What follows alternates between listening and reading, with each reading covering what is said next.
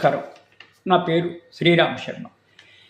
కేరళ రాష్ట్రంలో ఒక వ్యక్తి మ్యారేజ్ బ్యూరోలో డబ్బులు కట్టాడు. తనకి వివాహం కావట్లేదు, అమ్మాయిని చూసి పెట్టండి, నేను పెళ్లి చేసుకుంటాను అని మ్యారేజ్ బ్యూరోలో వాళ్ళ ఫీజు చెల్లించాడు.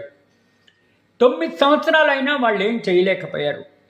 ఇంకా చేసేది లేక సదరు వ్యక్తి, నా డబ్బులు నాకు ఇవ్వండి, మీరు మ్యారేజ్ ఫిక్స్ చేయలేకపోతున్నారు, ఎలియన్స్ తీసుకురాలేకపోతున్నారు, కాబట్టి నేను కట్టిన డబ్బులు వెనక్కి ఇవ్వండి అంటే ఆ మ్యారేజ్ బ్యూరో వెనక్కి ఇవ్వకపోతే ఇంకా చేసేది లేక డిస్ట్రిక్ట్ కన్జ్యూమర్ డిస్ప్యూట్ రెడ్రెసల్ కమిషన్లో కంప్లైంట్ ఫైల్ చేశాడు.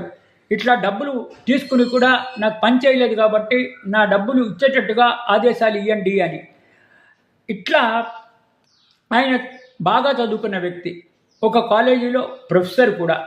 మ్యారేజ్ బ్యూరోలో 2016 సంవత్సరంలో ఇట్లా డబ్బులు కడితే ఇవ్వకపోతే డిస్ట్రిక్ట్ కన్జ్యూమర్ కమిషన్లో కంప్లైంట్ ఇస్తే ఇరుపక్షాల వాదనలు విని డిస్ట్రిక్ట్ కన్జ్యూమర్ కమిషన్ ఆదేశాలు ఇచ్చింది. కరెక్టే, ఇతను డబ్బులు కట్టాడు, మీరు పని చేయలేదు కాబట్టి ఆ డబ్బులు రిటర్న్ చేయాల్సిందే, వడ్డీతో పాటు